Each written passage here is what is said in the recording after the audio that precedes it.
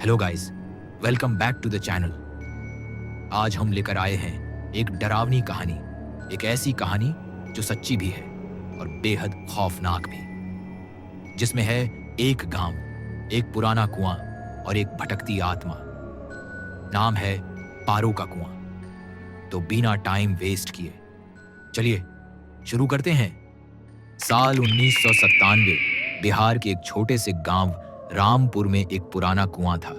गांव के किनारे एक बड़गद के पेड़ के नीचे गांव के बुजुर्ग कहते थे कि उस कुएं में पारो की आत्मा बसती है। कोई रात के बाद उस कुएं के पास नहीं जाता था। पारो कभी इसी गांव की रहने वाली थी, एक सुंदर मासूम लड़की जिसके माता पिता नहीं थे। गांव वालों का कहना था कि उसकी सुंदरता ही उसकी सबसे बड़ी दुश्मन बन गई। गांव के जमींदार के बेटे विक्रम ने उससे जबरदस्ती शादी करनी चाहिए। पारो ने इनकार कर दिया। गुस्से में विक्रम ने उसे कुएं में धक्का दे दिया और वो वहीं मर गई। मगर मरने से पहले पारो ने कस्में खाई, जिसने भी मेरा अपमान किया उसकी मौत भी इसी कुएं में होगी। कई साल बीते, मगर तब से अब तक हर साल सावन की तीसरी रात को कोई न कोई उस कुएं में गिरकर मर जाता था। कोई जिंदा नहीं बचता। गांव वाले मानते थे कि पारो बदला ले रही है। 2023, वही गांव रामपुर। अब गांव में मोबाइल, इंटरनेट सब आ चुका था, लेकिन वो कुआं वैसे ही वीरान खड़ा था। एक नया लड़का आया, राज, जो शहर से गांव अपने दादा के पास रहने आया था। उसे इन बातों में यकीन नहीं था।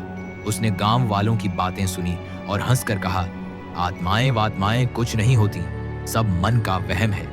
उसकी ये बात सुनकर गांव की एक बुजुर्ग औरत, दादी मंगली, बोली, बेटा मजाक मत बना, उस कुएं में जो गया वापस नहीं आया। राज ने ठान लिया कि वो कुएं का सच सामने लाएगा। उसने अपने मोबाइल से वीडियो बनाने का प्लान किया। सावन की वही तीसरी रात वो अपने 2 दोस्तों के साथ कैमरा लेकर कुएं के पास गया। घड़ी में रात के 12:10 थे। चारों तरफ सन्नाटा, हवा में अजीब सी ठंडक, जैसे कोई सांसें रोक कर देख रहा हो।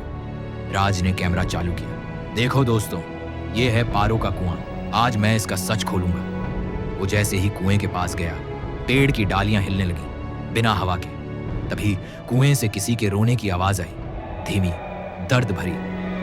क्यों? मुझसे मेरा जीवन छीना? राज चौंका। दोस्तों ने कैमरा नीचे गिरा दिया। फिर एक औरत की परछाई कुएं से बाहर निकली।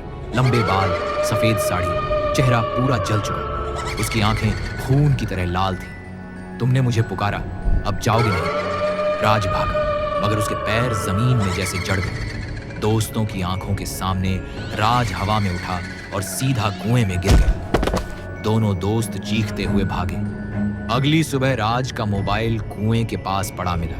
कैमरे में आखिरी रिकॉर्डिंग, पारो की वो चेहरा, वो लाल आंखें और राज की चीख।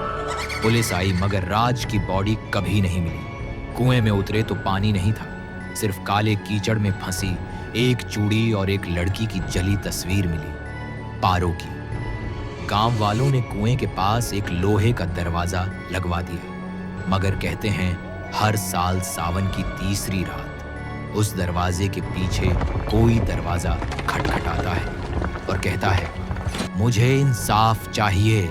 राज के कुएं में गिरने के बाद पूरा गांव दहशत में आ गया था। उसके दोस्तों ने गांव छोड़ दिया। कुएं को लोहे के दरवाजे से बंद कर दिया गया। लेकिन कुछ डर ऐसे होते हैं जो दरवाजे से नहीं रुकते। अगर आपको भी ये कहानी डर के साए में डुबो रही है तो लाइक और सब्सक्राइब जरूर करें। नेक्स्ट पार्ट 16 जुलाई को आएगा। क्या पारो की आत्मा को मिल पाएगा चैन? जानने के लिए हमारे साथ बने रहिए। डर से ज्यादा ये कहानी अब तक नहीं सुनी होगी।